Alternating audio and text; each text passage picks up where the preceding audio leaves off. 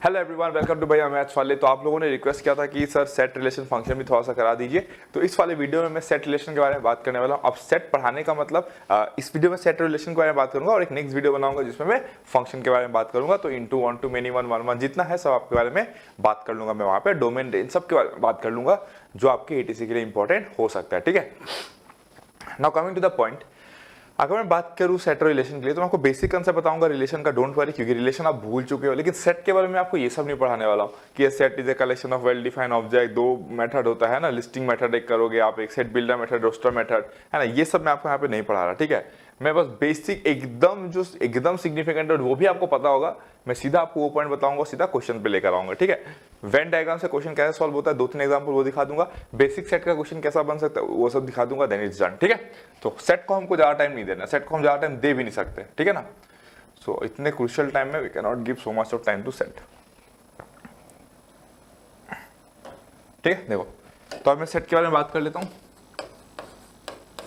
एकदम बेसिक बात करूंगा।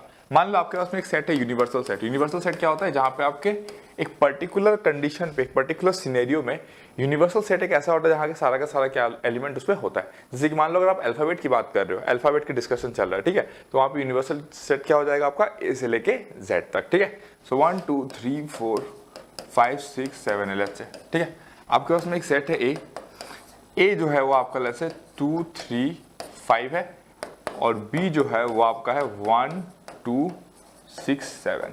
ठीक है, तो कुछ चीज मैं आपको डिफाइन करना चाहूंगा, जैसे कि मान लो ए कॉम्प्लीमेंट है ना।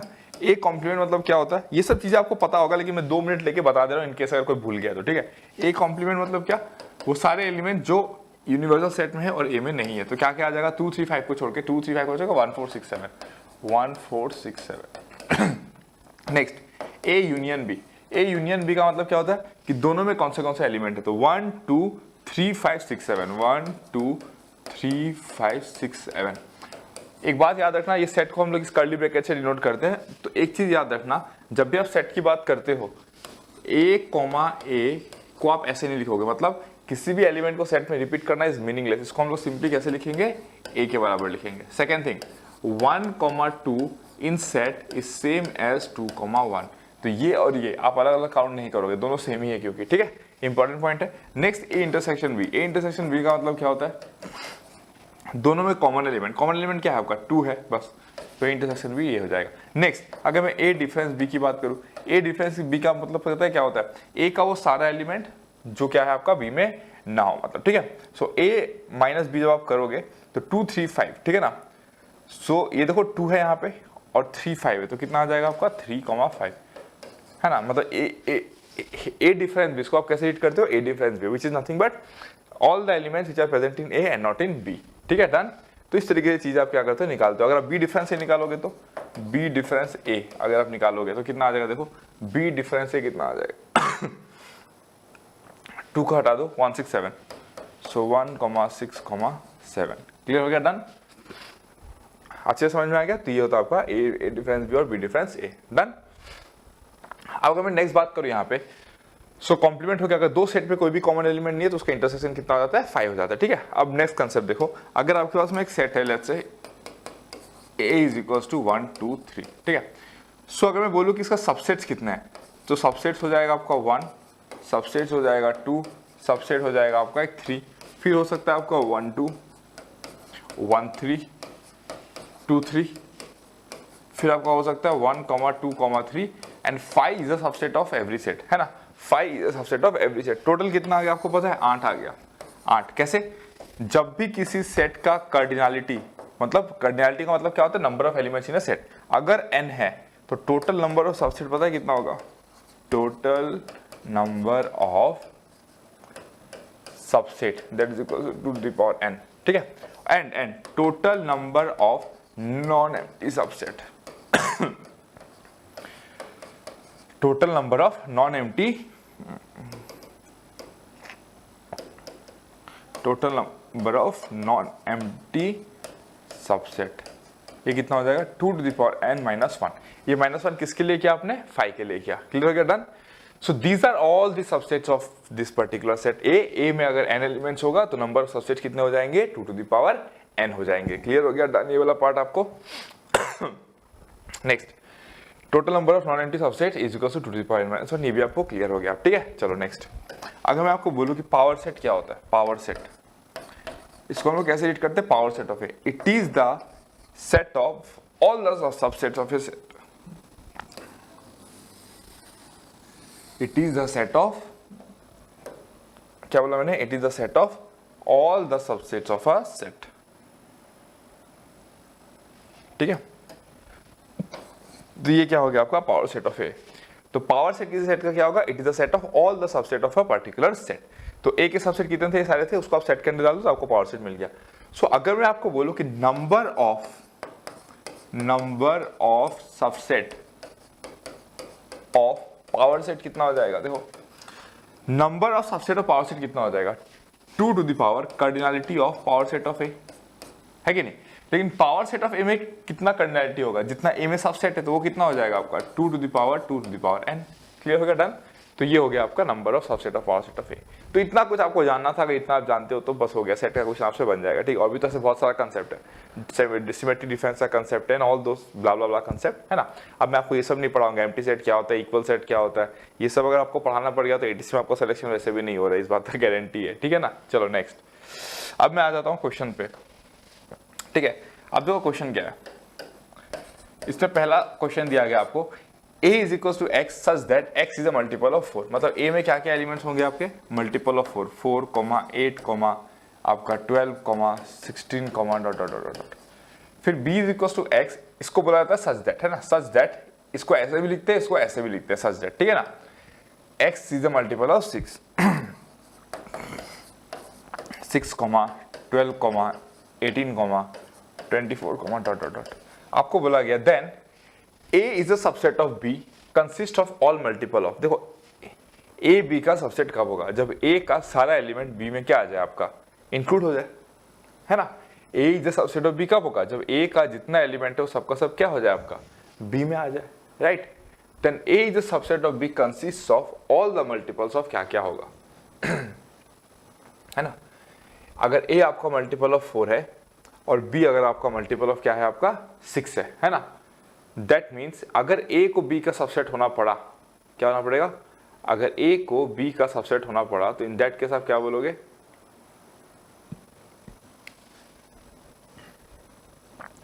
If A is the subset of B consist of all the multiples of, क्या होना पड़ेगा आपको, देखो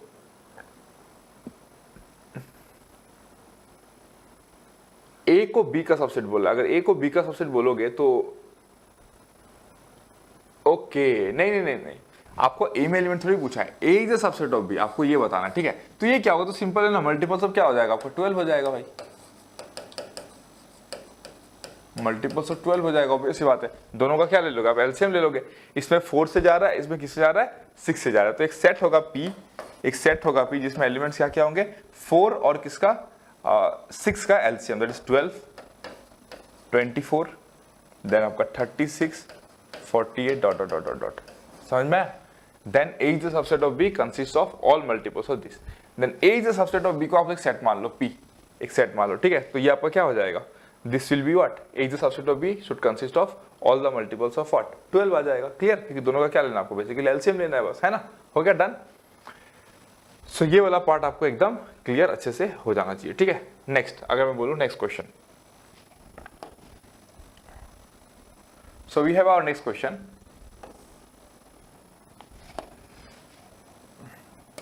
सॉल्यूशन, इसमें दिया गया which of the following is true, A belongs to, ये एलिमेंट के लिए यूज होता है, always remember belongs to element के लिए यूज होता है। क्या ए इसमें एलिमेंट है, नहीं है, ये ट्रू नहीं है ना। B comma C is a subset of this, नहीं, कैसे बी कॉमा सी इसका सबसेट है, क्या देखो नहीं है, क्यों, बी कॉमा सी इसका सबसेट नहीं होगा, अगर इसका सबसेट होना होता तो यहाँ पे और एक ब्रैकेट लगाना पड़ता आपको, तब सबसेट हो जाएगा, है ना। लेकिन अगर आप सिर्फ ये लिखते हो तो ये ट्रू कब होगा, जब आप यहाँ पे बिलोंग्स टू लोगे, लेकिन यहाँ पे बिलोंग्स टू तो है नहीं, तो आंसर क्या हो जाएगा, ये भी गलत। फिर क्या ये इसका सबसेट है, ऑब्वियसली नहीं है, तो आंसर क्या हो जाएगा आपका, none. Clear, done, basic question. Next question number 3, ठीक है।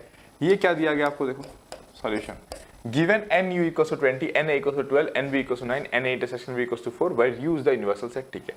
अब यहाँ पे मैं आपको वेन डायग्राम का कंसेप्ट बताना चाहूंगा, ठीक है। सो वेन डायग्राम का कंसेप्ट क्या होता है, एक बार ध्यान से देखना, ठीक है। कंसेप्ट ऑफ वेन डायग्राम, ठीक है। आपके पास में क्या होता है, यूनिवर्सल सेट होता है। आप इसको एक सेट बोलते हो ए, इसको आप बोलते हो सेट बी, इसको बोलते हो ए, इसको बोलते हो बी, और ये यूनिवर्सल सेट यू, ठीक है। सो अगर मैं आपको बोलूँ इस जोन को आप पता है क्या बोलते हो, इसको बोलते हो आप ए इंटरसेक्शन बी। इस जोन को पता है आप क्या बोलते हो, इसको बोलते हो आप ए इंटरसेक्शन बी कॉम्प्लीमेंट, जिसको आप बोल सकते हो ए डिफरेंस बी, जिसको आप बोल सकते हो ए डिफरेंस, है ना, A difference A intersection B. Clear हो गया, डन। सिमिलरली इसको आप क्या बोल सकते हो, बी डिफरेंस ए बोल सकते हो, ठीक है, डन। सो अगर मैं आपको बोलूं कि यहाँ पे n n A union B कितना होगा, देखो A union B, n A union B में क्या करोगे आप, एन ए करोगे प्लस एन बी करोगे, क्योंकि आपने इस वाले पोर्शन को 2 बार काउंट कर दिया है ना, तो इसको आप क्या करोगे, एक बार हटा दोगे। इसको आप बोलते हो fundamental principle of counting, permutation combination में पढ़ाया था आपको, ठीक है। सो ये एन ए हो जाएगा प्लस एन बी हो जाएगा माइनस ए इंटरसेक्शन बी हो जाएगा। क्लियर हो गया, डन। माइनस कितना हो जाएगा आपका, ए इंटरसेक्शन बी हो जाएगा। क्लियर हो गया, डन। चलो ठीक है, नेक्स्ट अगर 3 सेट के लिए अगर आपको कभी लिखना पड़े, 3 सेट के लिए n A union B union C, तो पता है वो कितना होता है आपका, n A plus n B plus n C minus n A intersection B plus n B intersection C plus n C intersection A, है ना, plus n A intersection B intersection C. Clear हो गया, done. ये 3 set के लिए लिखा जाता है, हो गया। अब इसका कंसेप्ट यूज करके हम क्या कर सकते हैं, अपना आंसर निकाल सकते हैं, ठीक है। आपको दिया गया एन यू इक्वल्स टू 20 और n A intersection B is equal to how much, 4। आपको निकालने क्या बोला है, then n A union B complement, ठीक है। So n A union B complement कितना होगा, याद रखना 2 rule, De Morgan's law,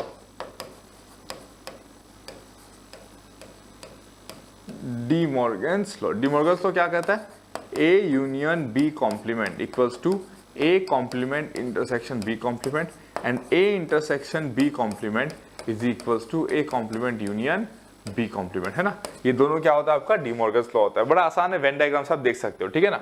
so n A union B complement को मैं लिखूंगा n union minus n A union B, है ना।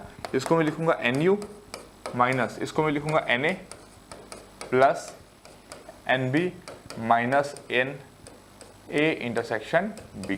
तो वैल्यू आ गया आपका, एन यू कितना है आपका 20 है, minus 12 plus 9 minus 4, so whatever जो भी है आपका आंसर आ जाएगा। Clear, done. नेक्स्ट क्वेश्चन में बढ़ते हैं, फटाफट करा देता हूं मैं। नेक्स्ट क्वेश्चन नंबर 4, इसमें क्या दिया गया, देखो सॉल्यूशन।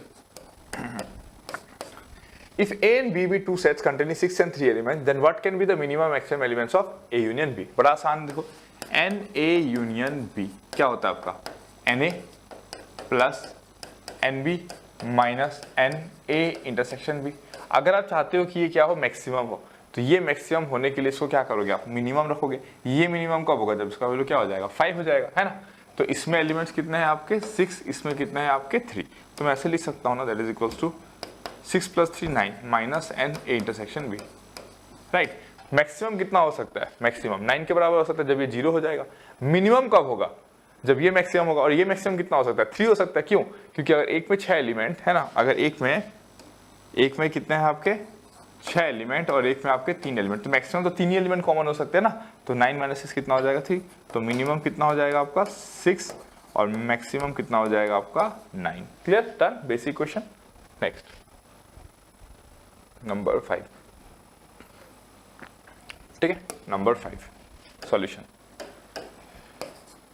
क्या दिया गया, देखो in a group of 1000 people there are 700 who can speak Hindi and 400 who can speak Bengali. तो एन हिंदी कितना हो जाएगा आपका, एन हिंदी कितना है आपका 400 एंड एन आपका बंगाली जो है वो कितना है आपका 400। अच्छा ये 700 है ना, दिस इज 700, ठीक है, ये कितना है आपका 700, ठीक है। सो एन हिंदी बोलने वाले कितने हैं 700, एन बंगाली बोलने वाले कितने हैं 400 और 1000 पीपल का ग्रुप है। ऐसे बोल देना चाहिए कि एटलीस्ट हर इंसान कुछ ना कुछ लैंग्वेज यूज करता है, बट नहीं बोला गया तो ये एज्यूम इट। तो n H union B is equals to 1000, ठीक है।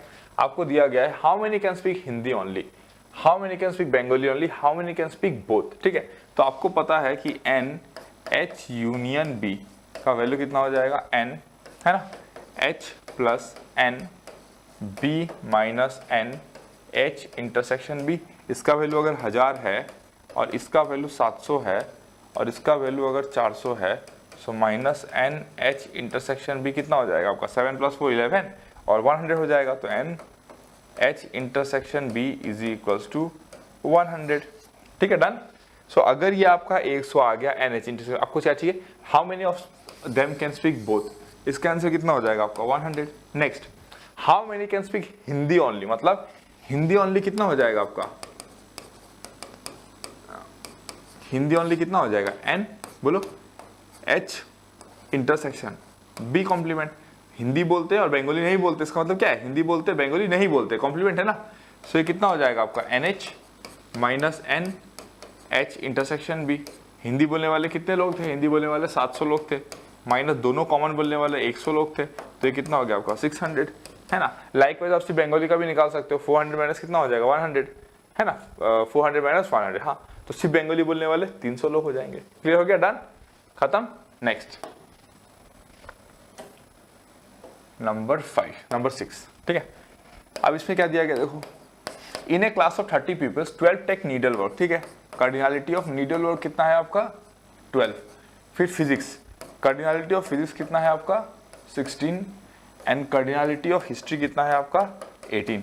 फिर क्या दिया गया, if all the 30 students take at least one subject, मतलब N needle union P union history is equal to 30, है ना। And none takes all the 3, none takes all the 3 मतलब N intersection P intersection H का value है आपका 0, तभी तो बोले ना कि कोई भी ऐसा स्टूडेंट नहीं जो तीनों लेता है, ठीक है ना। Then the number of peoples taking 2 subject is, बड़ा आसान है, देखो एन क्या हो जाएगा आपका needle union physics union history is equals to n, ठीक है ना, plus n P plus n H, ठीक है ना, माइनस इसको मैं x ले लेता हूँ, माइनस क्या ले लेता हूँ मैं x ले लेता हूँ, ठीक है ना, minus x plus n needle intersection physics intersection history. यही x तो आपको निकालने के लिए बोला गया ना, क्यों, how then the number of peoples taking 2 subject, 2 subject मतलब क्या, नीडल और फिजिक्स, फिजिक्स और हिस्ट्री और नीडल, तो यहीं पे तो आता है ना x, यहीं पे तो आता है फॉर्मूला में x, ठीक है ना। तो इसका वैल्यू कितना दिया गया है आपको, इसका value 30, so 30 is equals to 12 plus 16 plus 18 minus x plus 0। So x का वैल्यू आ जाएगा आपका कितना, देखो 18 × 30 46 16, तो 16 लोग ऐसे हैं जो क्या करेंगे 2 सब्जेक्ट को ले रखे हैं। Done, basic question. Next number 7 क्या है देखो, 7 कहता है if U is the universal set and P is the subset of U, P एक सबसेट ऑफ U है, मतलब U आपका ऐसे यूनिवर्सल सेट है और ये आपका उसके अंदर एक P सेट है, ठीक है ना। फिर क्या दिया गया था, P डिफरेंस U आपका 5 आएगा, U डिफरेंस P कितना आएगा, P कॉम्प्लीमेंट आएगा, तो 5 यूनियन P कॉम्प्लीमेंट, है ना, कितना आएगा 5 union P complement is how much, P complement, तो P intersection P complement finally कितना आ जाएगा आपका 5 आ जाएगा, तो 5 इज द राइट आंसर, खत्म कहानी। नेक्स्ट अब देखो इसको कैसे करना है सॉल्यूशन। इसमें क्या बोला जा रहा है, A dinner party is to be fixed for a group of 100%. In this party, 50% don't prefer fish, 60 prefer chicken and 10 don't prefer either fish or chicken. ठीक है, ऐसे क्वेश्चन को सॉल्व करने की तो फॉर्मूला बेस होता है, एक में और आसान तरीका आपको बताता हूँ, ठीक है।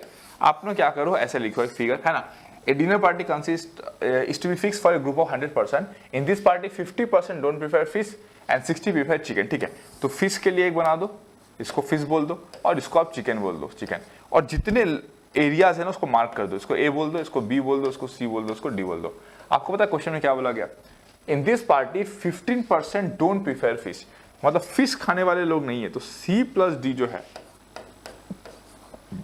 सी प्लस डी, सी और डी मतलब क्या है, डी मतलब ना चिकन खाता है ना फिश खाता है, और सी का मतलब सिर्फ सी वाला पर्सन का मतलब सिर्फ चिकन खाता है फिश नहीं खाता है, तो सी प्लस डी कितना हो जाएगा आपका, हु डोंट ईट फिश 50, फिर 60 प्रीफर चिकन, 60 प्रीफर चिकन मतलब बी प्लस सी, सो बी प्लस सी कितना हो जाएगा आपका 60, 10 डोंट प्रीफर इधर चिकन और फिश, मतलब डी का वैल्यू कितना है आपके पास में, डी का वैल्यू आपके पास में 10, ठीक है ना। तो आपको पूछा गया है the number of person who prefer both fish and chicken, both fish and chicken में कौन है, बी है, तो आपको पूछा गया है बी का वैल्यू कितना होगा, ठीक है। डी अगर 10 है तो सी का वैल्यू कितना हो जाएगा आपका 40, और सी अगर 40 है तो बी का वैल्यू कितना आ जाएगा आपका 20। दैट मीन्स 20 लोग ऐसे हैं जो चिकन और फिश दोनों खाते हैं। देखो आराम से क्वेश्चन सॉल्व हो गया। तो ऐसे भी आप क्वेश्चन कर सकते हो, ये ज्यादा आसान होता है, आपको कोई फॉर्मूला वाला जानना नहीं है, सीधा इसमें पुट करो और आंसर निकाल लो। ठीक है, नंबर 9। चलो एक और क्वेश्चन आ गया, इसको भी हम लोग ऐसे सॉल्व कर लेते हैं। Solution, in a group of 45 students 22 can speak Hindi only and 12 can speak English only। ठीक है, if 2 lambda plus 1 student can speak both English and Hindi, the lambda equals to how much। ठीक है, मैं मान लेता हूँ, assume कर लेता हूँ ये हिंदी है, ये आपका इंग्लिश है। ठीक है, डन। वैसे इसमें आपको बोलना चाहिए था, इस क्वेश्चन में बोलना चाहिए था कि हर एक स्टूडेंट हिंदी या तो इंग्लिश बोलता है। अदरवाइज आप ऐसे एज्यूम कर सकते हो कि क्या पता कुछ स्टूडेंट इसमें ऐसे जो हिंदी इंग्लिश दोनों ही नहीं बोलते हो, ऐसा भी तो हो सकता है ना। ठीक है, बट हम लोग यहाँ पे एज्यूम करते हैं कि हिंदी और ये इंग्लिश बोल रहा है। इसको मैं ए बोलूंगा, इसको मैं बी बोलूंगा, इसको मैं सी बोलूंगा। आपको क्या दिया गया, इन अ ग्रुप, ये ए होगा ना, in a group of 45 student, मतलब A plus B plus C is equal to 45 हो जाएगा। 22 कैन स्पीक हिंदी, हिंदी कहाँ पे आएगा आपका, A plus B is equal to 22 and 12 can speak English only, and 12 can speak English only. अच्छा ये गलत हो गया आपका, कैसे, आपको बोला गया हिंदी ओनली ना, हिंदी ओनली, मतलब हिंदी ओनली क्या है आपका, ए है, ए का वैल्यू कितना हो जाएगा, नहीं ठीक ही था ना, 45 स्टूडेंट का ग्रुप है ना, तो ए प्लस बी प्लस सी हो जाएगा, ये सही है। फिर आपका यहाँ पे गलत हुआ है, यहाँ पे कितना हो जाएगा आपका, हिंदी ओनली है ना, सो हिंदी ओनली में मतलब ए इज इक्वल टू कितना हो जाएगा आपका 22 और सी इज इक्वल टू कितना हो जाएगा आपका 12। ठीक है ना। सो आपको क्या पूछा गया, if 2 lambda plus 1 student can speak both English and Hindi then lambda equals to how much. तो 2 लैम्डा प्लस 1 टेक्निकली किसके बराबर है, बी के बराबर है, तो आप बी निकाल लो यहाँ से। ए पता है 22, सी पता है 12, तो ये कितना हो जाएगा आपका 4 और 34 हो जाएगा। तो आपका ये कितना हो जाएगा, बी का वैल्यू कितना हो जाएगा आपका 34 और ये हो जाएगा आपका 45 माइनस 34 है ना, दैट इज 11।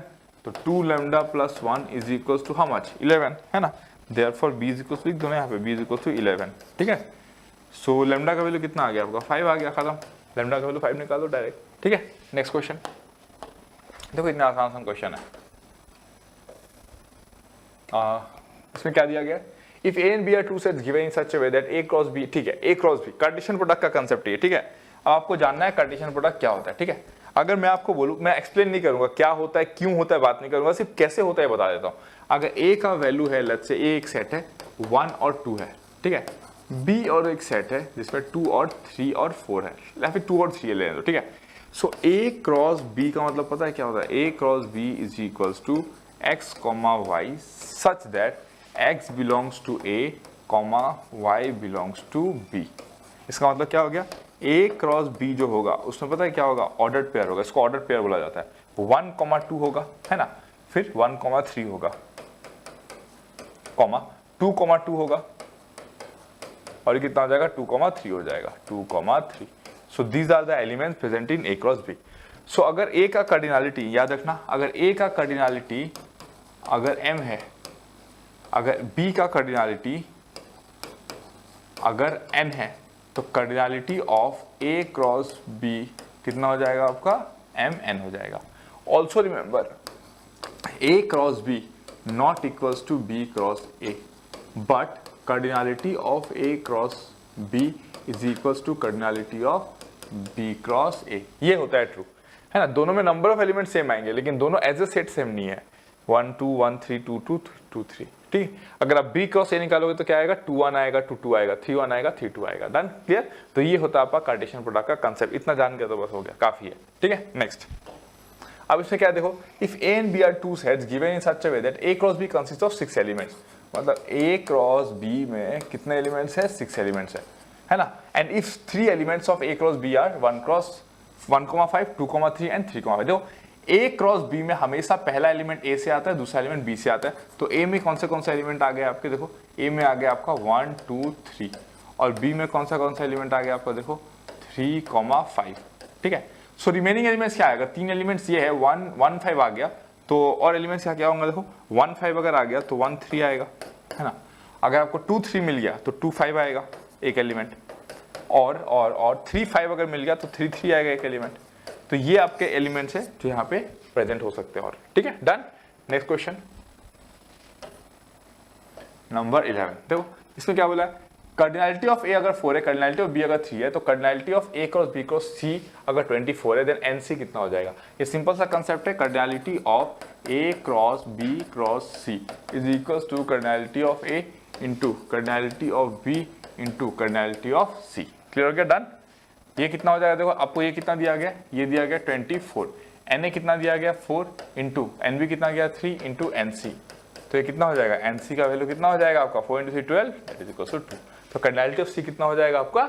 2 हो जाएगा। डन। Next question. अच्छा ये रिलेशन आ गया, ठीक है। चलो तो आपको रिलेशन का कंसेप्ट पढ़ाया जाता है और रिलेशन के कंसेप्ट पढ़ाने के बाद में we will again move to some concept, ठीक है। सो अभी हम किसके बारे में बात कर लेते हैं? थोड़ा सा रिलेशन के बारे में बात कर लेते हैं। बेसिक जो रिलेशन होता है, transitive, symmetric, anti symmetric, reflexive, और कैसे उसको क्वेश्चन में यूज करेंगे वो भी देख लेते हैं, फिर आपका सेट रिलेशन खत्म हो जाएगा। मैं ज्यादा डिटेल में नहीं जाऊंगा क्यों होता है क्या होता है, बस एग्जांपल दिखाऊंगा और कैसे आप एग्जाम में क्वेश्चन अगर आगे चांसेस कम है आने के वजह से, ठीक है, फिर भी अगर एक आध क्वेश्चन आ जाता है तो आपसे बन जाना चाहिए, ठीक है। चलो फिर स्टार्ट करते हैं रिलेशन। ओके सो अगर मैं रिलेशन की बात करूँ तो रिलेशन देखो बेसिकली क्या होता है, अगर मान लो आपके पास में एक ए सेट है ना, इसमें अगर कुछ एलिमेंट है या फिर एक बी सेट है, यहाँ पे कुछ एक एलिमेंट है, ठीक है ना, तो इस सेट के एलिमेंट में है ना, इस सेट के एलिमेंट में और इस सेट के एलिमेंट के बीच में क्या रिश्ता है, बस आपको यही दिखाना है। तो वही चीज को स्टडी करता है रिलेशन के थ्रू। तो रिलेशन जो होगा 2 सेट के बीच में भी हो सकता है, 3 सेट के बीच में भी क्या रिलेशन है बात कर सकते हो आप। और आप मान लो कि एक सेट का खुद के साथ में क्या रिलेशन है, मतलब एक सेट के जो एलिमेंट्स है, अगर मैं बोलूँ कि लेट्स से आपके पास में एक सेट है, लेट्स से एफ एक सेट है, लेट्स से इसको मैं बोल देता हूँ फैमिली, ठीक है। और फैमिली में आपके पास एलिमेंट्स है राम, श्याम, संभगत और गीता, है ना, या फिर मैं इसको बोल देता हूँ लेट्स से राम की जगह पे मैं बोल देता हूँ इसको क्या बोल दूँ, आलोक, लेट्स से, है ना। सो आलोक, श्याम, भरत और क्या है गीता, ठीक है। जिसमें से आलोक और श्याम जो है ना, आलोक और श्याम ये दोनों लेट्स से चिल्ड्रन है और भगत गीता क्या है आपके लेट्स से पेरेंट्स है। तो आपने बेसिकली क्या लिखा, एक सेट ऑफ फैमिली लिखा। तो आप इसमें भी तो एलिमेंट्स की बात कर सकते हो, जैसे कि फॉर एग्जांपल अगर मैं लिखूं सिंबॉलिकली ऐसे लिखा जाता है, अगर मैं लिख दूं कि ए इज रिलेटेड टू आपका बी बाय द रिलेशन, है ना, इस रिलेशन को मैंने क्या बोल दिया, ए इज रिलेटेड टू बी, है ना, इफ एंड ओनली इफ, इस सिंबल को बोला जाता है if and only if A is the what sun of Bharat, है ना। सो ए रिलेटेड टू बी, इसको मैंने क्या बोल दिया, ए रिलेटेड टू बी मैं तभी लिख सकता हूं जब जब ए आपका सन ऑफ भरत होगा। तो क्या मैं बोलूंगा B is related to A, क्या ये ट्रू होगा? नहीं होगा, ऑब्वियस सी बात है, ये ट्रू नहीं होगा। क्यों? क्योंकि अगर ए रिलेटेड टू बी को मैं बोला क्या, A is the son of Bharat, तो बी रिलेटेड टू ए क्या हो जाएगा, B is the son of Alok, मतलब Bharat is the son of Alok. Is it possible? नहीं ना, नॉट पॉसिबल है। लेकिन अगर मैं ऐसे लिखता लेट्स से कि ए रिलेटेड टू एस का जो मतलब होता है ना, if and only if A is the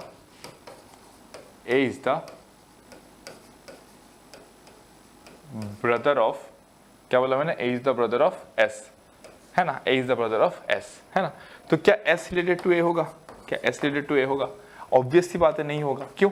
क्योंकि अगर ए एस का ब्रदर है तो एस ए का क्या हो जाएगा, आपका सिस्टर हो जाएगा। It won't be a brother kind of relationship, right. तो एस ए की क्या हो जाएगी, एक सिस्टर हो जाएगी, राइट। लेकिन अगर मैं बोल देता कि यहाँ पे दोनों अगर लेट्स से मेल है, दोनों मेल है, तो यस आप ब्रदर रिलेशन से बात कर सकते हो। क्लियर हो गया? डन, समझ में आ गया।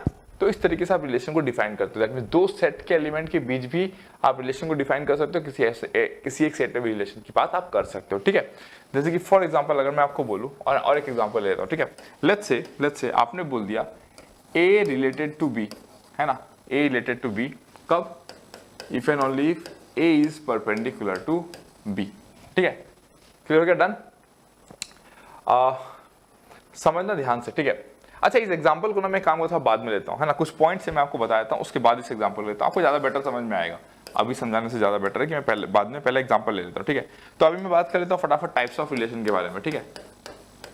टाइप्स ऑफ रिलेशन, थोड़ा सा हॉचपॉच समझा रहा हूं लेकिन उतना ही बता रहा हूं जितना एग्जाम में आपका क्वेश्चन बन जाए, ठीक है। टाइप्स ऑफ रिलेशन में क्या होगा, सबसे पहले आइडेंटिटी होगा, आइडेंटिटी रिलेशन, ठीक है। आइडेंटिटी रिलेशन मतलब पता है क्या रिलेशन होगा, है ना, R is equals to A comma, ऐसे बोल सकते हो। तो एक काम करता हूँ मैं एग्जांपल ले लेता हूँ ना, एग्जांपल आपको ज्यादा बेटर समझ में आएगा, ठीक है। लेट्स से आपके पास में क्या है, एक सेट है 1,2,3। सो द आइडेंटिटी रिलेशन होगा ना, आइडेंटिटी रिलेशन, उसमें पता है क्या होगा आइडेंटिटी रिलेशन में 1 1 2 2 एंड देन 3 3। मतलब every element should be related to itself, that's it, every element should be related to itself, we will call that what identity relation। Clear हो गया, डन। ऐसे रिलेशन को हम लोग क्या बोलेंगे, आइडेंटिटी रिलेशन, जहाँ पे हर एक चीज खुद के साथ क्या है, रिलेटेड है। क्लियर हो गया, डन। जैसे कि एक सिंपल सा एग्जांपल है, a is perpendicular to b। देखो a is perpendicular to b, क्योंकि जब जब आपका a is perpendicular to b है ना, तो क्या a अगर परपेंडिकुलर टू b है तो आइडेंटिटी होने के लिए क्या होना पड़ेगा, खुद के साथ रिलेट होना पड़ेगा। तो क्या a परपेंडिकुलर टू a होगा क्या, कोई लाइन खुद का परपेंडिकुलर तो कभी भी नहीं होता है ना, every line is parallel to itself, perpendicular to नहीं है, तो ये आइडेंटिटी नहीं बना सकता है, समझ में, डन। तो यहाँ पे आप क्या बोलोगे, यहाँ पे अगर a में 1 2 3 है तो आइडेंटिटी मतलब क्या हो जाएगा आपका 1 1 2 2 3 3 ये आपका रहेगा। और जनरली आइडेंटिटी को आपका आईए रिलेशन से डिनोट किया जाता है, आईए मतलब आइडेंटिटी रिलेशन, ठीक है। नेक्स्ट जो आपका आएगा that is the null relation, है ना, नल रिलेशन, है ना। अब देखो नल रिलेशन क्या होगा, लेट्स से आपको दो सेट दिया गया है, एक सेट ए है 1 2 3 और एक सेट बी है जिसको आप बोलते हो 2,4, डन। एक सेट क्या है 1 2 3 और दूसरा सेट क्या है आपका 2,4। मैंने एक रिलेशन को डिफाइन किया r is equals to a, b such that a belongs to a, b belongs to b, है ना, and a into b is equals to, क्या बोल दिया मैं, a into b is equals to odd. क्या इसमें कोई भी एलिमेंट आएगा, नहीं आएगा, क्यों, क्योंकि a इंटू बी, इसका एलिमेंट और इसका एलिमेंट को प्रोडक्ट करो, कभी भी आपको ऑड नहीं मिलेगा, तो ये क्या हो जाएगा आपका एम्प्टी रिलेशन हो जाएगा, खत्म कहानी। अगर ये मैंने दो सेट में डिफाइन किया, अगर आप एक सेट में डिफाइन करना चाहते हो, let's say a is equals to let's say 1 है और आपका 2 है ना, या फिर ऐसे कर देता हूं मैं 1 3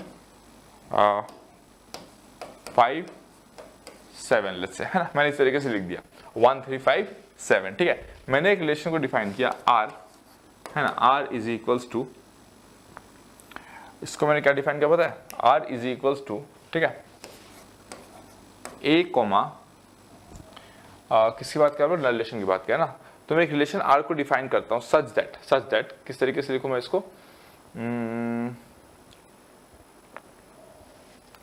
a कॉमा b, है ना, such that a comma b belongs to a and a plus b is equals to odd,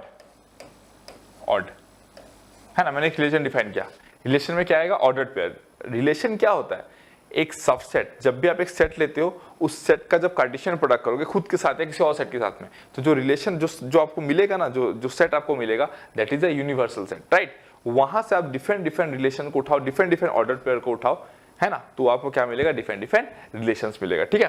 सो यहाँ पे r इक्वल्स टू कितना हो गया, a कॉमा b हो गया, a comma b belongs to a। अगर आप मैं बोलूं कि a plus b equals to, तो दो ऑड नंबर को आप ऐड करके ऑड नहीं बना सकते, आपको इवन मिलेगा। क्लियर हो गया, done. So this is how things work. तो ये आपका नल रिलेशन होगा, क्योंकि इसमें कोई भी एलिमेंट ही नहीं आएंगे, 5 आएगा, ठीक है। सो अगर मैं नेक्स्ट बात करूं आपका यूनिवर्सल रिलेशन, यूनिवर्सल रिलेशन क्या होगा, जैसे a इज इक्वल्स टू आपके पास में 1 2 3 है, तो यूनिवर्सल रिलेशन पता है क्या हो जाएगा आपका, a क्रॉस a, सीधा लिख देता हूँ a क्रॉस a, है ना। यूनिवर्सल रिलेशन में आपका एलिमेंट क्या होगा आपका 1 1 होगा, फिर 1 2 होगा, फिर 1 3 होगा, फिर 2 1 होगा, फिर 2 2 होगा। इस तरीके से आपके 9 एलिमेंट्स आ जाएंगे। क्यों, ए में 3 एलिमेंट, इसमें 3 एलिमेंट, तो एक और से में कितने एलिमेंट्स हो जाएंगे, 9 एलिमेंट्स हो जाएंगे। तो सारे के सारे एलिमेंट्स यहाँ पे आ जाएंगे। तो यूनिवर्सल रिलेशन में all the elements are present, ठीक है। नेक्स्ट जो आपका आता है दैट इज रिफ्लेक्सिव, है, that is what, reflexive. Shortcut में बता दे रहा हूँ आपको बस, क्योंकि एग्जाम में क्वेश्चन आएगा चांसेस कम है, और आया तो बना देना, ठीक है। रिफ्लेक्सिव रिलेशन, REFLEXIVE, है ना, रिफ्लेक्सिव रिलेशन, है ना। अभी रिफ्लेक्सिव रिलेशन क्या होता है, देखो रिफ्लेक्सिव रिलेशन होता है, अगर मैं बोलूँ कि a is equals to let's say 1 है, 2 है, 3 है, ठीक है। तो रिफ्लेक्सिव रिलेशन जो होता है वो कहता है आपके पास में 1 1, ठीक है, 2 2 और 3 3, ये तो होना ही पड़ेगा। रिफ्लेक्सिव रिलेशन मतलब क्या है, आइडेंटिटी तो होना ही पड़ेगा, उसके साथ कुछ और भी हो सकता है, लेट्स से आपका 1 2, समझे। आइडेंटिटी में क्या होता है, सिर्फ यही एलिमेंट्स खुद के साथ, मतलब every element is related to itself identity में, ठीक है ना। यहाँ पे क्या होता है, आइडेंटिटी में every element is related to itself only, यहाँ पे every element is related to itself at least, मतलब खुद के साथ में तो एसोसिएट रहेगा और कुछ एक्स्ट्रा एलिमेंट भी हो सकता है, 1 2 हो सकता है, 3 4 हो सकता है, आई मीन 3 2 हो सकता है, कुछ भी हो सकता है, लेकिन ये रहेगा ही, मतलब this part will be constant. ये हो गया आपका रिफ्लेक्सिव रिलेशन। नेक्स्ट अगर मैं नेक्स्ट बोलूँ आपका सिमेट्रिक रिलेशन,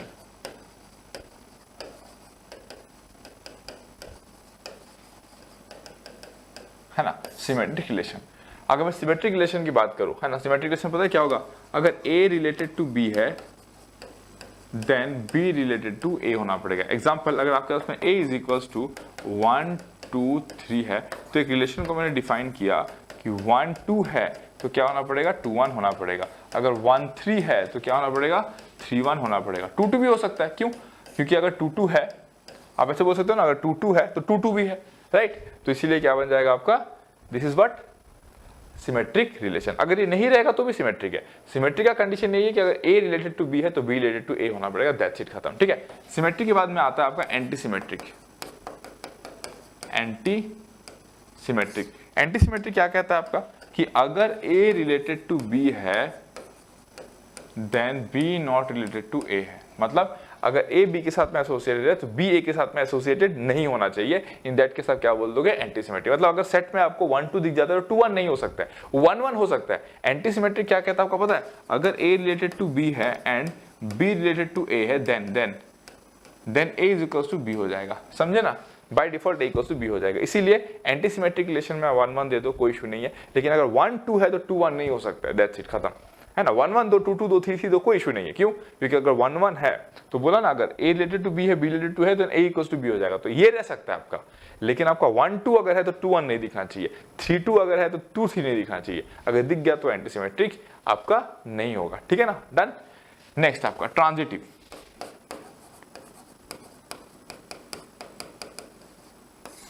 ट्रांजिटिव क्या होता है आपका, देखो, ट्रांजिटिव कहता है अगर A रिलेटेड टू B है and B related to C है then A related to C होगा। एग्जांपल, अगर मैं एग्जांपल के तौर पर बोलूं, अगर A लेस देन B है एंड B लेस देन आपका C है ना, A लेस देन B है एंड B लेस देन आपका C है, देन बाय डिफॉल्ट A आपका लेस देन C हो जाएगा। तो ये जो रिलेशन है मैथ्स में, ये जो आप मैथ्स में रिलेशन पढ़ते हो, इसी को आपको बोला जाता है ट्रांजिटिविटी।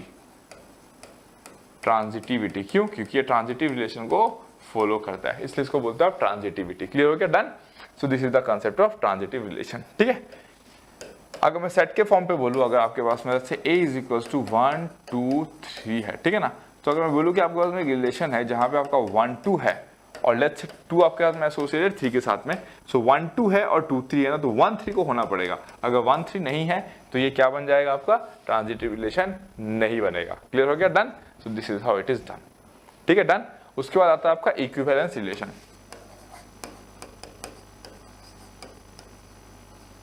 इक्विवेलेंस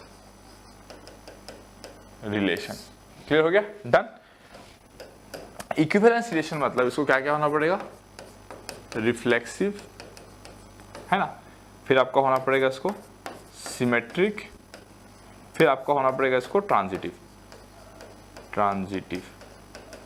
अगर ये तीनों हो गए, अगर ये तीनों के तीनों हो गए तो इन दैट केस जो आपका रिलेशन है वो क्या बनेगा, इक्विवेलेंस रिलेशन। एग्जांपल के तौर पे ले लेता हूं, मैं एग्जांपल ले लेता हूं, ठीक है। एग्जांपल मैं एक रिलेशन को डिफाइन किया, R is equals to A, B such that A minus B belongs to integer, है ना। मैंने एक रिलेशन को कैसे डिफाइन किया, R is equals to A, B such that A minus B belongs to integer. मैंने इस तरीके से क्या किया, एक रिलेशन को डिफाइन किया, ठीक है। मतलब इस रिलेशन में मैं वही ऑर्डर पेयर कर लूंगा सच दैट A माइनस B आपका इंटीजर है। तो मैं चेक करूंगा कि क्या ये रिफ्लेक्सिव, क्या ये आपका, मुझे चेक करना है क्या ये इक्विवेलेंस रिलेशन है। उसके लिए सबसे पहले क्या चेक करूंगा, रिफ्लेक्सिव, है ना। उसके लिए सबसे पहले मैं क्या चेक करूंगा, रिफ्लेक्सिव में क्या होना पड़ता है, every element is related to itself होना पड़ता है। तो देखो, अगर मैं आपको बोलूं कि क्या A minus A belongs to integer है, yes it belongs to integer, क्यों, क्योंकि A माइनस A कितना आएगा आपका 0 विच बिलोंग्स टू इंटीजर, तो A is related to A है, क्यों, क्योंकि रिलेशन आप डिफाइन करते हो, ये कंडीशन डिफाइन किया रिलेशन कि R is equals to A, B एक ऐसा रिलेशन है such that A minus B को इंटीजर होना पड़ेगा। अगर A minus B belongs to integer हो जाता है तो मैं लिख सकता हूं A is related to B, उसी को तो मैं इस ऑर्डर पेयर फॉर्म में लिख देता हूं, राइट। सो इसको मैं ऐसे लिखता हूं, इसको मैं ऐसे बोल सकता हूं, इस कंडीशन के थ्रू, ठीक है।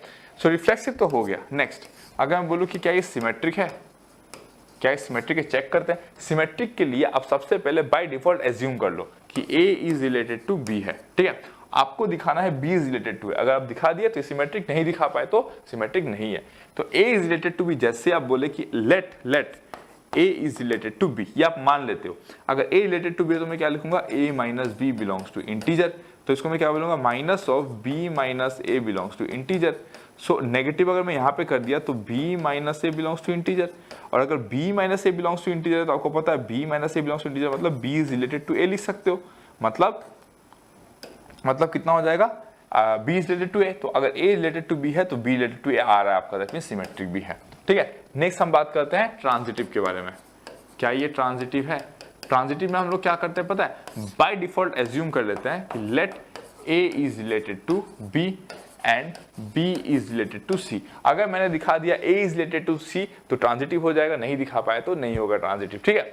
सो अब देखो A is related to B मतलब A minus B belongs to integer, B related to C मतलब B minus C belongs to integer. अगर मैं दोनों को ऐड कर दूंगा, ठीक है ना, तो A minus C, A minus B plus B minus C belongs to integer, plus integer क्या होता है, इंटीजर होता है, तो इंटीजर, ठीक है। यहाँ से ये कैंसिल हो गया तो A minus C belongs to integer हो गया। जब A minus C belongs to integer होगा तब मैं लिखूंगा A is related to C, done. तो आ गया, देखो तो ये ट्रांजिटिव भी है। तो यस, दिस रिलेशन जो मैंने अभी डिफाइन किया वो क्या है, आपका इक्विवेलेंस रिलेशन है, समझ गए। तो आइडेंटिटी में क्या होगा, every element is related to itself only. Reflexive में क्या होगा, every element is related to itself at least, वहां पे ओनली था, यहाँ पे एटलीस्ट है, ठीक है। उसके बाद में नल में कुछ भी नहीं होगा, यूनिवर्सल में सब होगा, ठीक है। फिर रिफ्लेक्सिव में आपने देख लिया क्या होगा, सिमेट्रिक में अगर A B के साथ रिलेटेड है तो B A के साथ रिलेटेड होगा। जैसे कि for example is brother of, अगर मैं बोलूं इज ब्रदर ऑफ, ठीक है, अगर A B का ब्रदर है तो B क्या हो जाएगा, आपका A का ब्रदर होगा, इन जनरल, है ना, इन जनरल। अगर A B का ब्रदर है तो B क्या हो जाएगा, A का ब्रदर हो जाएगा, ठीक है। क्लियर हो गया, done. That is the concept, that is the what concept. अगर मैं दो मेल की बात करूं, दो मेल की, अब फिर बोलोगे सर एक तो अगर लड़की हो गई तो सिस्टर हो जाएगी ना, मेल की बात करो, लेट्स से दो भाई है, तो अगर एक भाई दूसरे का भाई है, मतलब जैसे राम और श्याम है, तो राम अगर श्याम का भाई है तो श्याम राम का भाई है, तो ऐसे रिलेशन को आप क्या बोलोगे, सिमेट्रिक बोलोगे, राइट। तो ऐसा एक रिलेशन जो सिमेट्रिक नहीं है, यस। अगर लेट्स से जो राम है वो भरत का बेटा है तो भरत राम का बेटा नहीं है, मतलब ये ऐसा कभी भी नहीं हो सकता है, समझ रहे हो, तो इसलिए आपका सिमेट्रिक रिलेशन नहीं हो सकता है। तो इस तरीके से हम लोग रियल लाइफ के साथ चीजों को कनेक्ट करते हैं, ठीक है, डन। तो this are all about the relation thing. अगर इतना आपको समझ में आ गया तो क्वेश्चन बन जाएगा, क्योंकि चांसेस ऐसे क्वेश्चन आएगा नहीं, और अगर आया है तो मैं चैलेंज करता हूँ, इतना अगर आपको समझ में आया तो आप बना सकते हो। बहुत सिंपल वे में बताया, ऐसे रिलेशन पढ़ाने में थोड़ा टाइम लगता है, डिटेल में अगर मैं बात करूंगा और एग्जाम्पल को लूंगा तो आपको ज्यादा बेटर समझ में आएगा, लेकिन ATC के लिए इतना काफी है, ठीक है। चलो फिर फटाफट क्वेश्चन देख लेते हैं, क्या क्या क्वेश्चन है हमारे पास। पहला क्वेश्चन है, let A be the non void set of the children in a family, the relation X is the brother of Y। X is the brother of Y मतलब Y is the brother of X होगा, और X is the brother of Y है, तो क्या X is the brother of itself हो सकता है, नहीं। मैं अपना भाई कैसे हो सकता हूं, तो ये आपका रिफ्लेक्सिव में ही होगा, है ना। और ये आपका X is the brother of Y, है ना, X is the brother of Y, और Y is the brother of Z, तो X is the brother of Z होगा, तो ट्रांजिटिव होगा ना, ये तो ट्रांजिटिव हो जाएगा पक्का। और अगर रिफ्लेक्सिव नहीं हुआ तो सिमेट्रिक तो हो ही नहीं सकता, है ना, सिमेट्रिक क्या हो सकता, हो ही नहीं सकता। एंटी सिमेट्रिक भी नहीं होगा, क्यों, क्योंकि अगर X is the brother of Y है तो Y is the brother of X है, तो सिमेट्रिक हो सकता था। अगर यहाँ पे सिमेट्रिक होता तो सिमेट्रिक करेक्ट हो जाता, राइट। बट यहाँ पे ऑप्शन क्या है, परफेक्ट ट्रांजिटिव, ठीक है, डन। नेक्स्ट, हाँ नेक्स्ट में क्या दिया गया, देखो नेक्स्ट में सॉल्यूशन देखो, n by m means that n is a factor of m, तो n is related to m through the relation what, if and only if, क्या बोलोगे आप, n by m, n if and only if n is a factor of m, n is a factor of m, ठीक है।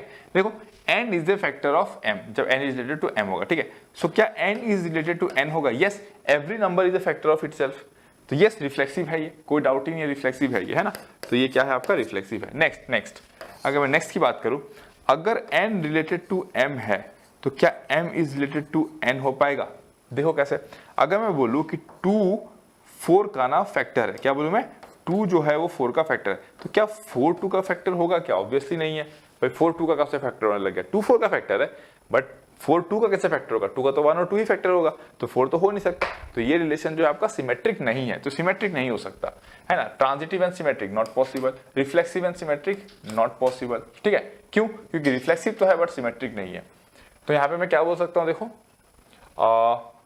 अगर मैं आपको बोलूँ कि n is related to m और m is related to r, तो n इज रिलेटेड टू क्या हो जाएगा आपका r हो जाएगा, है ना। Then n is related to r हो जाएगा, क्यों? क्योंकि अगर n m का फैक्टर है और m r का फैक्टर है, लेट्स से 2 4 का फैक्टर है और 4 8 का फैक्टर है, तो 2 क्या होगा, 8 का फैक्टर होगा, ऑब्वियसली ट्रांजिटिव है, मतलब ये रिफ्लेक्सिव है, ये ट्रांजिटिव है और सिमेट्रिक नहीं है, तो D option is the right option. Done. आपको समझ में आ रहा है कैसे क्वेश्चन हो रहा है? तो यही सब क्वेश्चन आपको एग्जाम में देखने को मिलेगा, अगर आता है रिलेशन से क्वेश्चन, तो नहीं आया तो अच्छा ही है। देखो नेक्स्ट, है ना, नेक्स्ट क्या बोला गया, let L be the set of all straight lines in the Euclidean plane, है ना, all straight lines in the Euclidean plane, ठीक है। Two lines L1 and L2 are set to be related by the relation R if L1 is parallel to L2, ठीक है। L1 related to L2 if and only if L1 is parallel to L2, ये आपको दिया गया, ठीक है। तो ये रिलेशन जो है वो क्या होगा, देखो अगर मैं बोलूं कि every line is parallel to itself, तो रिफ्लेक्सिव तो होगा ही, कोई डाउट ही नहीं है, ठीक है ना, रिफ्लेक्सिव तो होगा ही। नेक्स्ट, अगर L1 L2 के साथ रिलेटेड है तो ऑब्वियसली बात है L2 आपका L1 के साथ क्या होगा, रिलेटेड होगा, क्यों? अगर L1 L2 के साथ पैरेलल है तो L2 भी तो L1 के साथ पैरेलल है, तो ये रिलेशन क्या है आपका, सिमेट्रिक भी है, तो रिफ्लेक्सिव हो गया, सिमेट्रिक हो गया। नेक्स्ट, अगर मैं आपको बोलूं कि L1 L2 के साथ पैरेलल है और L2 सम L3 के साथ में पैरेलल है, तो ऑब्वियसली बात है भाई L1 L2 L3, है ना, ये इसके साथ पैरेलल, ये इसके साथ पैरेलल, तो इसको इसके साथ पैरेलल होना पड़ेगा, ट्रांजिटिव भी है, तो इसका आंसर हो जाएगा आपका इक्विवेलेंस, क्यों? क्योंकि तीनों के तीनों है, ठीक है। डन। नेक्स्ट नंबर 15 में क्या दिया गया, let x equals to 1 2 3 4 5 6 and y equals to this, which of the following is are relation from x to y। एक चीज आप याद रखना कि जब आप रिलेशन बोलते हो ना, let's say r is equals to a cross b, ठीक है ना, तो यहां से जो एलिमेंट्स आते हैं उसको आप बोलते हो डोमेन ऑफ द रिलेशन, है ना, डोमेन ऑफ द रिलेशन, और यहां पे जो एलिमेंट्स आते हैं उसको आप बोलते हो range of the relation. Clear हो गया? पहला जो ऑर्डर पेयर में आता है वो डोमेन होता है, दूसरा जो आता है दैट इज द रेंज, ठीक है। तो यहाँ पे आपको क्या बोला गया, x इक्वल्स टू 1 2 3 4 5 6 है और y इज इक्वल्स टू क्या है, दिस है, which of the following is the relation from x to y। देखो ये वाला रिलेशन नहीं हो सकता, क्यों? क्योंकि अगर आप x का वैल्यू 6 पुट करते हो तो y का वैल्यू कितना आता है 8, y 8 तो यहाँ पे है ही नहीं, तो ये रिलेशन तो नहीं हो सकता भाई, ये पॉसिबल ही नहीं है ना। देखो 1 1 हो सकता है, यस, 2 1 हो सकता है, यस, 3 3 हो सकता है, यस, 4 3 हो सकता है, यस, 5 5 हो सकता है, यस, तो ये रिलेशन हो सकता है। नेक्स्ट, R3 1 1 है, 1 3 है, 3 5 है, ये भी सही है, 3 7 है, 3 3 3 7 है, और 5 और 7 है, 5 और 7 है, ये भी रिलेशन हो सकता है ना। नेक्स्ट में 1 3 है, 2 5 है, दोनों सही है, कोई दिक्कत नहीं है। 2 4 है, बट यहाँ पे तो 4 है ही नहीं, देखो यहाँ पे 2 4 है बट यहाँ पे तो 4 है ही नहीं, रिलेशन हो ही नहीं सकता, है ना। दोनों ऑप्शन आपके यहाँ पे गलत है, एग्जाम में जैसे आएगा आप हैंडल कर लेना, ठीक है। नेक्स्ट क्वेश्चन नंबर 16, है ना। 16 क्या कहता है, देखो नेक्स्ट सॉल्यूशन। 16 कहता है late r equals to 3 3 6 6 9 9 12 12 6 12 3 9 be a relation on the set this, ठीक है। द रिलेशन इज, देखो 3 3 6 6 9 9 है, रिफ्लेक्सिव तो है, ठीक है। फिर आपका देखो यहाँ पे 12 12 भी है, ओके ना, तो ये रिफ्लेक्सिव तो है, 3 6 9 9 12 12 है, ठीक है। 6 12 है, तो 12 6 तो है ही नहीं यहाँ पे, 12 6 तो है ही नहीं, देखो 12 6 does not belongs to R, तो सिमेट्रिक तो होगा नहीं, तो रिफ्लेक्सिव तो है ये, है ना, रिफ्लेक्सिव तो है और सिमेट्रिक तो नहीं है ये, तो ये ऑप्शन तो होगा नहीं। ट्रांजिटिव है क्या, देखो ट्रांजिटिव है क्या, अगर मैं आपको बोलूं कि देखो कैसे कैसे कैसे देखोगे आप इसमें, आई थिंक ये ट्रांजिटिव भी है ना, शायद ट्रांजिटिव भी तो दिख रही है, ये चारों की वजह से तो कोई इशू नहीं है, आराम से आ गया, ठीक है। अगर मैं आपको बोलूं, पता है आइडेंटिटी रिलेशन एक ऐसा रिलेशन होता है जो सिमेट्रिक और एंटी सिमेट्रिक दोनों द सेम टाइम होता है ना, ये बात को ध्यान में रखना, ठीक है। आइडेंटिटी रिलेशन आपका इरिफ्लेक्सिव होता है लेकिन आइडेंटिटी रिलेशन आपका सिमेट्रिक होता है, ठीक है। सो आई थिंक होगा ना ट्रांजिटिव, क्यों? देखो इसमें, क्योंकि इक्विवेलेंस तो हो नहीं सकता भाई, है ना, इक्विवेलेंस तो हो नहीं सकता, तो रिफ्लेक्सिव होगा और ट्रांजिटिव भी होगा। ट्रांजिटिव के लिए क्या कंडीशन है, अगर ए रिलेटेड टू बी है, बी रिलेटेड टू सी है, तो ए रिलेटेड टू सी होगा, ठीक है ना। तो दैट मीन 6 12 है, 12 12 6 12 है, ओके 3 9 है, तो आई थिंक 3 9 है, 9 9 है, तो ओके ठीक है, यस यस यस परफेक्ट है, यस ट्रांजिटिव भी होगा ये, रिफ्लेक्सिव एंड ट्रांजिटिव, ठीक है। डन। नंबर 17, नंबर 17 और भी क्वेश्चन है क्या, कितने? अच्छा ये लास्ट क्वेश्चन है क्या, ठीक है चलो, इसके बाद आपका रिलेशन कंप्लीट हो जाएगा एटलीस्ट, है ना। सॉल्यूशन, सो इसमें क्या दिया गया, the domain and range of the relation R given by R equals to this Y equals to this, ठीक है। आपको डोमेन और रेंज निकालना है, ठीक है। तो भाई x क्या है, देखो x इज लेस देन 6 है, तो x का वैल्यू क्या क्या हो सकता है 1 2 3 4 5, और y का वैल्यू क्या हो सकता है, y कितना है आपका, y है आपका x प्लस 6/x, ठीक है ना। सो y का वैल्यू क्या क्या होगा, 1 प्लस 6/1 इज 7, 2 प्लस 6/2 मतलब 3 हो जाएगा, और 2 प्लस 3 इज 5। अगर 3 पुट करोगे तो 3 प्लस 2 इज 5, फिर अगर 4 पुट करोगे तो 4 प्लस 6/4 इज 4 प्लस 3/2, 4 प्लस 3/2 है ना, 4 plus 3/2 which will be equal to 4 into 8 9 11, 11 by कितना हो जाएगा आपका 2 हो जाएगा, और अगर आप 5 पुट करोगे तो 5 प्लस 25 31/5 हो जाएगा, दिस इज 31/5, ठीक है ना। क्लियर हो गया, डन। तो आपको यही सब मिला। देखो अब आपको क्या बोला गया यहाँ पे, ध्यान से सुनना। आपको बोला गया domain and range of the relation R given by R equals to this such that y is equals to x plus 6/6 where x, y belongs to natural number and x less than 6। तो ये जो relation r है इसमें आएगा क्या क्या, देखो इसमें इस सब कंडीशन को फॉलो होना पड़ेगा। तो r में पता है क्या क्या एलिमेंट आएगा, देखो 1 7 आएगा है ना, फिर आपका जो r एलिमेंट है उसमें 1 7 आएगा, 1 5 आएगा है ना। 1 7 1 5 कैसे आएगा, 1 7 के साथ ही पेयर बनाएगा ना, तो 1 7 आएगा, फिर आपके उसमें क्या आएगा 2 5 और 3 5 आएगा है ना, 2 5 3 5, क्यों, क्योंकि यही ऑर्डर्ड पेयर है जो इस कंडीशंस को सेटिस्फाई करे। तो इस रिलेशन में बस यही एलिमेंट्स आ सकते हैं, ठीक है ना। तो आपको पता है जो पहला एलिमेंट आता है वो कहाँ से आता है, डोमेन से आता है। सो डोमेन ऑफ आर कितना हो जाएगा आपका, देखो 1 2 3 1 2 3, रेंज ऑफ आर कितना हो जाएगा, range of R that is equal to दूसरा वाला एलिमेंट, ये कितना हो जाएगा आपका 7,5 या 5,7 लिख दो, कोई फर्क नहीं पड़ता है, ठीक है ना। सेट में ऐसा कोई रूल नहीं है कि असेंडिंग लिखो या डिसेंडिंग लिखो, जैसे लिखना है लिख दो, ठीक है ना, डन। तो ये आपका डोमेन और रेंज हो गया, क्लियर, डन। तो this are all about the basic things of function. तो जो मैंने आपको इंपॉर्टेंट पॉइंट बताया बस आपको वही जानना, उससे ज्यादा नहीं जानना है। क्वेश्चन आएगा तो चांसेस कम है, अगर पिछले ईयर के ट्रेंड को देखा जाए तो चांसेस कम है, बट अगर आता है तो आपसे आराम से बन जाना चाहिए, ठीक है। तो चलो फिर नेक्स्ट क्लास में मैं फंक्शन ले लूंगा जहाँ पे मैं 1 1 मेनी 1 ऑन 2 इन 2 ये सब के बारे में बात करूंगा, सजेक्शन बाइजेक्शन इंजेक्शन, फिर आपका और इसमें क्या क्या आ गया, डोमेन आ गया, रेंज आ गया है ना। तो बेसिक बातें मैं कर लूंगा, even function odd function basic आपका डिस्कस कर लूंगा, ठीक है। चलो thank you so much, love you all, hopes आपको सेट रिलेशन का वीडियो अच्छा लगा। सेशन को लाइक शेयर वगैरह कर देना, ऑब्वियसली बात है, तो वीडियो एल्गोरिथम थोड़ा सा अच्छा रहेगा, ठीक है। और अगर कोई इस वीडियो को देखा तो याद रखना कि संडे को रात को 9 बजे मैं एक लाइव सेशन लेने वाला हूं जहां पे मैं डिस्कस करूंगा कि आपका एग्जाम का स्ट्रेटेजी क्या होना चाहिए एटीसी का, और कैसे सेकंड शिफ्ट और थर्ड शिफ्ट के बच्चे मैक्सिमम बेनिफिट उठा सकते हैं, ठीक है। चलो फिर गुड नाइट।